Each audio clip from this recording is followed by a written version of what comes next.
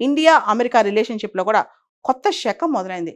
ముఖ్యంగా world trade centre attacks తర్వాత, Indian parliament మీద అటాక్స్ తర్వాత, టెర్రరిజం మీద ఒక కొత్త ఒరవడి స్టార్ట్ అయింది. అన్ని దేశాలు కలిసొట్టి పోరాటం చేయాలి. వార్ అండ్ టెర్రరిజం అనే కాన్సెప్ట్ వచ్చింది.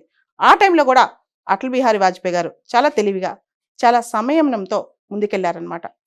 1999 నుంచి 2004 వరకు 5 సంవత్సరాలు పూర్తిగా ఆయన భారత ప్రధానిగా ఉన్నారు.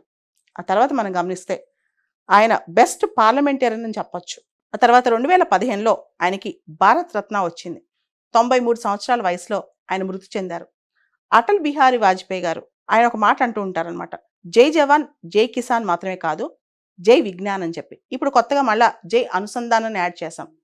ఆయన చిత్రత కానీ, ఆయనకున్న భాషా పరిజ్ఞానం కానీ, ఆయనకున్న లాంగ్వేజ్ స్ట్రెంగ్త్ కానీ, దాంతోపాటు అందరినీ కలుపుకుని పోయే ఆయన ఒక నడవడిక వైఖరి కానీ, తర్వాత జీవితం చివరి వరకు పర్సనల్ లైఫ్లో, ప్రొఫెషనల్ లైఫ్లో విలువలు, క్యారెక్టర్ ఎంత ముఖ్యమో ప్రూవ్ చేసిన వ్యక్తి అనమాట.